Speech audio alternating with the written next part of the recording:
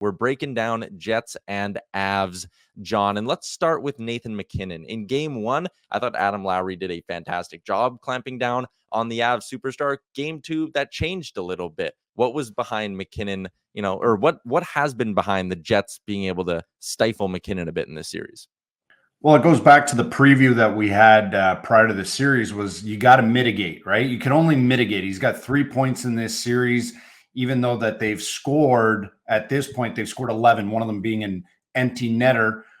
So let's call it 10 goals. He's only got 3 points. How? Again, they keep pushing him outside the slot. That shot well above 50 feet from outside from the net. That was one shot attempt, 50 feet from the net, now 60 feet plus from the net. So now he is shooting to create chaos and potentially look for deflections. And then on zone entries, it's about forcing him to delay or hold pucks behind the net. So this was all in the preview because the longer he holds it, the quicker Winnipeg can be 5 guys inside dots. So they have been able to adapt.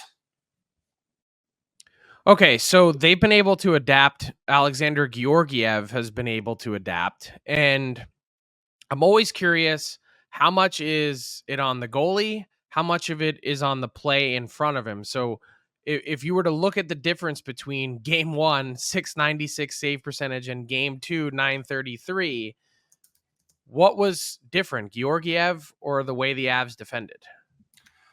Well, oddly enough, Colorado actually gave up more opportunities from the slot in game two, more opportunities from the inner slot in game two. It's his save percentage was that much greater in game number two. He was that much more calm, less rebounds, more square. You could even tell the body language was that much more confident. So as we roll the Georgiev clips, you see a guy that is big, confident, top of his crease, and tracking pucks. No, these are the offensive clips. We'll go to the Georgiev. We'll come back to the offensive clips after. And look at this. Save, boom, looking around. He's square. Watch on this one. Morrissey, top of his crease, right in the breadbasket. He's not leaky. Little alley-oop play, boom, square. He's got the rebound. This hits the post. Watch him track the puck. Even though it hits the post, he's not scrambled. He comes across, square. Nothing's getting through. East-west pass, top of his crease, and on his feet. That's huge. Now you really got to try and beat him. And when you want to create a little bit of traffic, he's tall and he's tracking pucks real well, and he's getting back to his feet right after. Watch again now, scramble on the power play. He's got multiple saves and back on his feet as quickly as possible. So there's an element of actually Colorado giving up more opportunities from the slot. Georgiev was to task. And the flip side to that, if we tie in the fact that they're mitigating MacKinnon's damage, Georgiev being better, and now as we go to the clips about the Colorado Avalanche have become offensively more diversified, if that's even possible. So let's roll those clips. So what they've applied is more of a forechecking element to their game. They were near the bottom of the league when it comes to creating offense off the forecheck. Miles Wood drops that in. He's coming in. He's screaming. Second guy, bang. And that second guy wasn't even in the screen on the dump in.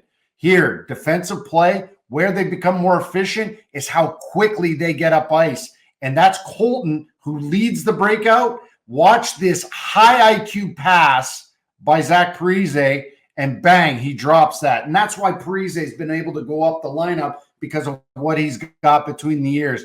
I love the creativity with the short stick by Rantanen in front of the net, and Makar takes that shot. Now, you got to figure things out. They're going to force you to delay. Well, instead of MacKinnon dying on the outside, he's going to climb above, and now he creates space. What does that do? Boom, you got Makar shooting from the point with screens. You score a goal right off an offensive zone faceoff. Diversifying your offense. It can't always be off the rush. Watch the forecheck here. Yes, Hellebuyck is going to mess up, but Dylan releases. He releases from the path that he should be defending, and he leaves Hellebuyck actually hanging out to dry. They split their forecheck, and they're in fast. Speed is not only about cute plays. It's about going north, and look at the hang time by the referee on this one. If he gets in the way, we don't have this fourth goal. Maybe we have a tighter game near the end of the contest, but it's the diversification and them going north as much as possible, and their dumping rate went up exponentially. They aren't messing around with it at the blue line as much. All right, so serious question. I loved your caption on the Josh Manson or the Miles Wood forecheck. Do guys actually scream when they're going into the corner? Sure, some do, absolutely, 100%. And you think about how far he was coming from. You could just tell he's this. I love that shot. I wish I could zoom in. I wish I could have mic'd him up, but he was just going in, just yelling for sure. And players hear footsteps, but they hear those growls coming at them as well. So let me put you on the spot with this series shifting to Colorado, tied at 1. Who do you think's going to win, and in how many games? I'm still sticking with Colorado. I still think that their depth, they're going to figure it out. I think Georgiev showed not only a bounce back game, but in a bounce back game where he had actually more scoring chances against. And I know it looks silly, but he actually had more prime scoring chances against. He was to task. He was calm. He was big. And to all the listeners there, if I'm screaming, playoff hockey just makes me ingest a little bit more caffeine in the morning.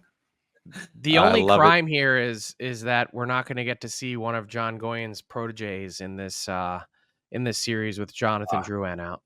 I agree, and he's been a playoff performer at every level.